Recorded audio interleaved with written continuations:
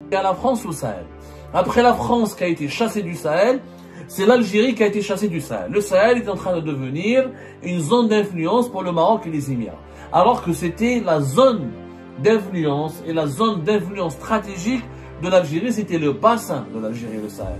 Aujourd'hui, il est en train de devenir le Sahel est en train de devenir un bassin émirati et un bassin marocain. Et le Mali, il est en train de devenir le deuxième Maroc pour l'Algérie. C'est-à-dire un pays qui nous est hostile, avec lequel nous avons des relations très tendues, avec lequel nous avons beaucoup de malentendus, beaucoup d'incompréhension, et qui abrite et qui développe des relations bilatérales avec tous nos adversaires géopolitiques. Pourquoi? Parce qu'on n'arrive pas à faire la paix avec le Mali. Quand on ne fait pas la paix avec quelqu'un, avec un voisin, quand on le menace, quand on l'insulte, quand on le nargue, quand on veut lui imposer, quand on viole sa souveraineté, parce qu'on veut imposer les accords de l'Algérie de 2015 à des militaires maliens qui ne cessent d'expliquer que ces accords n'ont plus lieu d'être. On ne peut pas négocier avec des groupes armés qui sont financés par des puissances étrangères ou là qui ont des liens avec des groupes terroristes et qui veulent créer un État indépendant, qui veulent couper le pays en deux.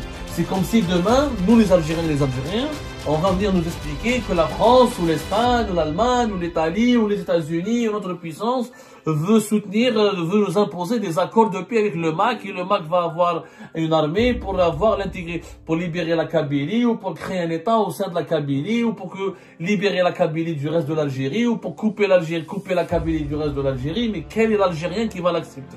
Aucun Algérien sensé, fier de l'être, qui est un peu de jugeote et de dignité ne va l'accepter.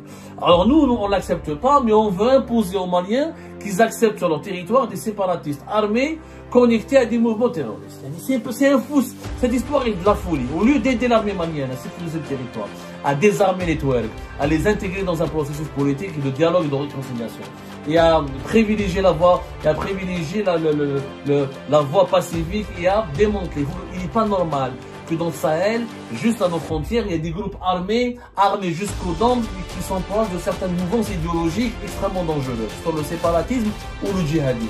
Au lieu de cela, nous, au lieu de lutter contre les séparatistes et les djihadistes, nous on lutte contre les militaires qui partagent normalement nos valeurs, qui devraient être nos amis, qui devraient être nos voisins et nos frères et nos sœurs. C'est pas fou. La politique de l'Algérie dans le Sahel, elle est une catastrophe. Elle est en train de creuser notre tombe. Et on est en train de se faire... On a été éjecté maintenant. Maintenant, les Émirats et le Maroc vont transformer le Sahel en une arrière-cour où ils pourront tisser des alliances et où nos intérêts vont énormément reculer. Les pays du Sahel vont privilégier les entreprises marocaines, vont privilégier les capitaux émiratis, vont privilégier les intérêts politiques émiratis et les intérêts politiques marocains, et nous on sortira hors jeu. On a kharjin hors jeu. Hors jeu. Pourquoi? Tout ça parce que nous avons actuellement des décideurs qui ont décidé, je sais pas, de prendre de soutenir plutôt des mouvements indépendantistes radicaux et proches des terroristes.